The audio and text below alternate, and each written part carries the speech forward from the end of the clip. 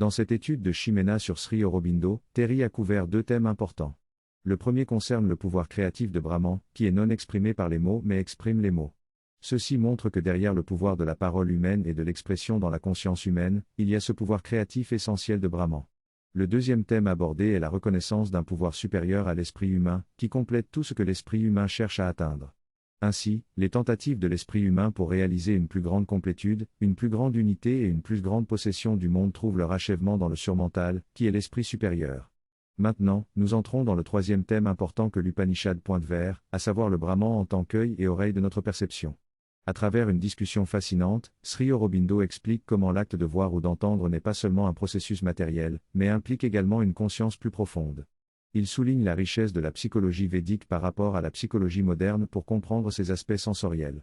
Ce chapitre est donc à la fois fascinant et pratique, car il permet de prendre conscience des différents niveaux de perception et de modifier notre expérience sensorielle du monde pour une perception plus profonde. L'Upanishad nous guide vers une compréhension de Brahman en tant qu'essence de notre perception visuelle et auditive. Le concept de la conscience Brahman décrite comme l'esprit de notre esprit et la parole de notre parole indique qu'elle est une réalité plus profonde et essentielle, non matérielle. Elle représente une connaissance absolue qui se situe derrière l'expression et l'action de nos sens.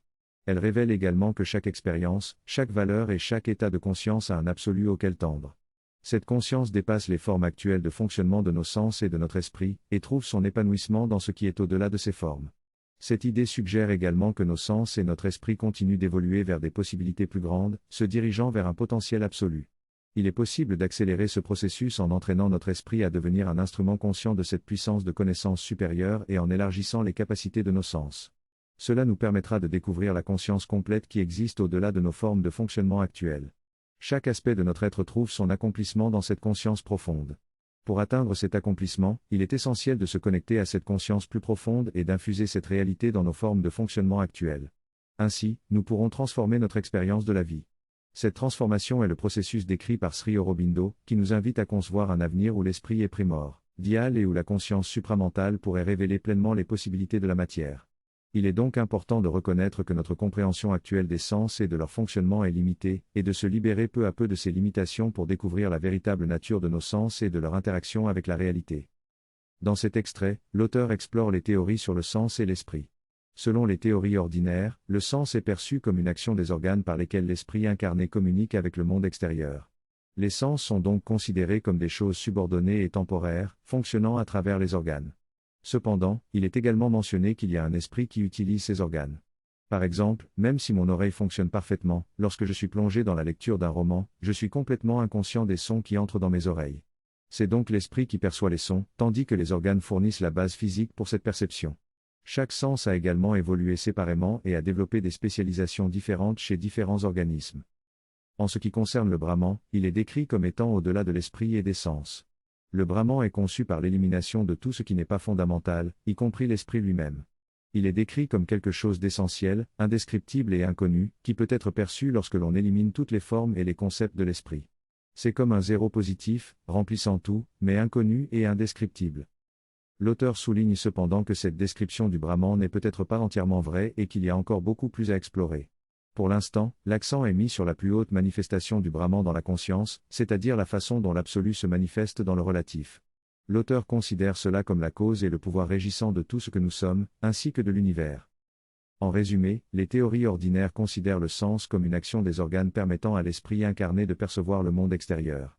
Le Brahman, quant à lui, est perçu comme quelque chose d'essentiel et d'indescriptible, au-delà de l'esprit et des sens. L'auteur souligne cependant que ces théories ne capturent peut-être pas la véritable nature du Brahman et invite à explorer davantage cette question. Le texte traite de l'importance de la conscience essentielle dans la manifestation de l'univers et de nous-mêmes. Il explique que cette conscience essentielle, qui est à la fois connaissable et transcendant, est la référence à laquelle tout est lié. L'analogie est faite avec un programme informatique où l'expression créée doit trouver son origine dans la conscience de son créateur. Les sens, quant à eux, sont des instruments de l'esprit qui utilisent le système nerveux pour percevoir le monde. Ils ne sont donc pas fondamentaux, mais extensions de l'esprit. Dans cet extrait, l'auteur explique que nos sens ne se limitent pas à une simple fonction esthétique, mais qu'ils jouent un rôle crucial dans notre fonctionnement intérieur. Il souligne que nos sens agissent de manière subliminale et même inconsciente avant même que cela n'atteigne notre esprit conscient. Par exemple, si nous touchons quelque chose de chaud, notre main sortira instinctivement avant même que nous ressentions la sensation de chaleur. Cela montre qu'il existe plusieurs couches de conscience dont nous ne sommes pas pleinement conscients. Cela se produit grâce à notre système nerveux, qui transmet les informations sensorielles entre notre corps et notre cerveau. Si les nerfs qui relient nos doigts au cerveau étaient coupés, nous pourrions toucher quelque chose de chaud sans le savoir. L'auteur explique également que nos sens dépendent énormément de notre système nerveux et de l'énergie vitale qui circule à travers lui. Il mentionne que les sens sont appelés Purana dans la psychologie védique, car ils sont principalement liés au fonctionnement nerveux. De plus, il souligne que notre système nerveux fonctionne grâce à l'énergie électrique qui circule le long des nerfs. Il existe également deux types de nerfs, ceux qui envoient des signaux depuis le périphérique vers le cerveau et ceux qui envoient des signaux pour contrôler les muscles et recevoir les sensations. L'auteur explique que nos sensations sont d'abord enregistrées dans le système nerveux avant d'être interprétées par notre esprit. Cependant, il suggère également qu'il existe une conscience supplémentaire qui peut expérimenter les sens même sans être liée au corps physique. Il explique que lorsque nous rêvons ou imaginons quelque chose, nous pouvons voir, entendre et même ressentir des sensations sans que notre corps soit impliqué. Il suggère donc que les sens ne sont pas simplement un produit de notre biologie, mais qu'ils peuvent être expérimentés dans l'esprit même. L'auteur promet d'explorer cette idée plus en profondeur dans la suite du texte. Lorsque nous expérimentons les sens, nous entrons en contact avec un eidolon de matière, que ce soit par la vision, l'ouïe, le toucher, le goût ou l'odorat. L'eidolon représente quelque chose de matériel, mais il n'est pas la chose elle-même, il est presque comme une imitation.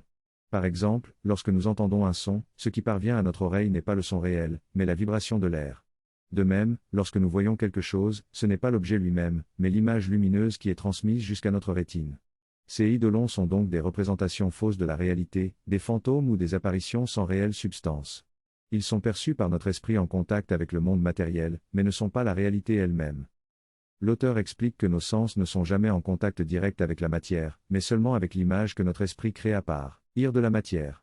Par exemple, lorsque nous voyons quelque chose, notre rétine reçoit une image, mais c'est notre esprit qui lui donne du sens. De même, lorsque nous sentons ou goûtons quelque chose, nos récepteurs captent des signaux qui sont ensuite interprétés par notre esprit. L'auteur souligne également que le sens du toucher est le plus direct, car il implique un contact physique avec la matière. Cependant, même dans ce cas, notre expérience du toucher est une traduction que notre esprit fait de la sensation physique. En fin de compte, l'auteur affirme que notre esprit entre en contact avec une sorte d'illusion de la matière, appelée eidolon, et que c'est uniquement cet eidolon que nous percevons. Ainsi, la réalité virtuelle est possible car elle projette directement des eidolons à notre esprit. En résumé, nos sens ne sont jamais en contact direct avec la matière, mais seulement avec des illusions créées par notre esprit. L'eidolon est quelque chose de physique que l'on imagine pour l'esprit. La différence entre l'esprit et la réalité devient rapidement floue et on l'expérimente vivement. Par exemple, certaines personnes qui ont des problèmes biologiques ne peuvent pas voir en 3 dimensions avec leur vue physique, mais lorsqu'elles sont placées dans un dispositif de réalité virtuelle, leur esprit finit par voir en 3 dimensions.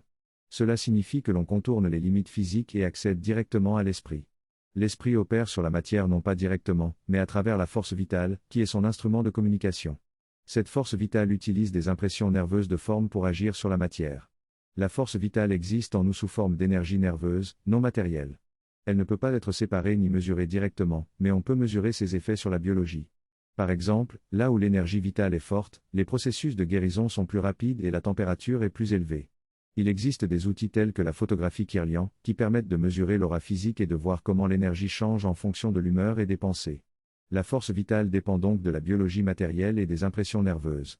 Par exemple, pour la vue, la lumière atteint la rétine, puis la force vitale dans les nerfs la traduit en une impression qui est renvoyée à l'esprit. Il en va de même pour l'ouïe, où l'énergie va intensifier l'enregistrement des sons. Ainsi, pour comprendre le lien entre l'esprit et la matière, il faut prendre en compte à la fois la force vitale et les impressions nerveuses. La concentration de l'attention peut être développée consciemment afin de zoomer sur une voie spécifique et de faire en sorte que les autres voix se dissipent. Cela peut également s'appliquer aux autres sens tels que l'odorat ou le goût, où il est possible de concentrer l'énergie pour identifier un ingrédient spécifique ou une odeur particulière. Ce processus de concentration et d'isolement est réalisé à un niveau énergétique, et non uniquement à travers le système nerveux. Il s'agit donc d'un phénomène non matériel. Lorsque nous percevons une image, cela implique un processus de traduction à plusieurs niveaux. Tout d'abord, l'image matérielle est captée par un dispositif physique, puis elle est traitée électriquement pour améliorer sa qualité. Ensuite, il y a la reconnaissance de la forme elle-même, qui implique une valeur mentale attribuée à cette forme. C'est cette dernière étape qui est similaire à l'intelligence artificielle et à la reconnaissance d'images. Dans le cadre de l'intelligence artificielle actuelle, la reconnaissance d'images se fait grâce à des réseaux neuronaux qui isolent des modèles et les font correspondre à des mots ou des idées. Cependant, il n'y a pas de véritable reconnaissance de l'objet en soi, seulement une correspondance de motifs et une association avec une idée mentale. Par exemple, si une image d'un moulin à vent est introduite dans un moteur de recherche d'images, il peut identifier avec une probabilité de 80% qu'il s'agit d'un moulin à vent, mais il ne peut pas comprendre ce qu'est réellement un moulin à vent. Finalement, il existe 3 niveaux de traitement perceptuel: l'image matérielle, l'image énergétique et l'image mentale. C'est cette dernière qui nous permet de donner une signification à une forme en l'isolant de son contexte et en lui attribuant une idée spécifique. C'est à travers cette image mentale que nous pouvons reconnaître une chose pour ce qu'elle est réellement et comprendre ce qu'elle représente pour nous. Dans ce texte, l'auteur réfléchit à la façon dont notre esprit perçoit les choses et attribue des valeurs à celles-ci. Il explique que notre perception se déroule en 3 étapes. La première consiste à observer un individu ou une chose et à former une impression à son sujet. Ensuite, notre esprit tente de construire des valeurs autour de cette impression, se demandant si cette entité est intelligente, consciente, ou si elle souhaite nous faire du mal ou rechercher notre amitié. Enfin, notre esprit crée une image mentale de cette entité, à laquelle nous attribuons un nom tel que Chewbacca. L'auteur souligne que cette image mentale est une couche de valeur que nous collons sur l'impression initiale. L'auteur soulève également la question d'un autre type d'organismes vivants, tels que de petits oiseaux, qui vivraient dans une temporalité plus rapide que la nôtre. Il suggère que ces créatures pourraient percevoir les 3 étapes distinctement, contrairement à nous. Il suppose alors que des êtres humains d'une autre planète pourraient également être dotés d'une conscience plus rapide et ainsi percevoir ces étapes distinctement. L'auteur explique également que notre corps et notre esprit sont composés de 3 feuilles de conscience: la physique, la mentale et la spirituelle, qui sont toutes impliquées dans ce processus de perception. Le texte se terminant, annonçant que dans le prochain passage, l'auteur explorera comment exactement l'esprit enregistre les sensations et les transformations internes qui se produisent dans l'esprit. Il suggère que notre esprit a la capacité d'accomplir ces choses, même si nous n'en sommes pas pleinement conscients. La discussion prépare également à la compréhension de ce qu'est le pouvoir essentiel de la perception dans cette élaboration complexe de l'expérience sensorielle.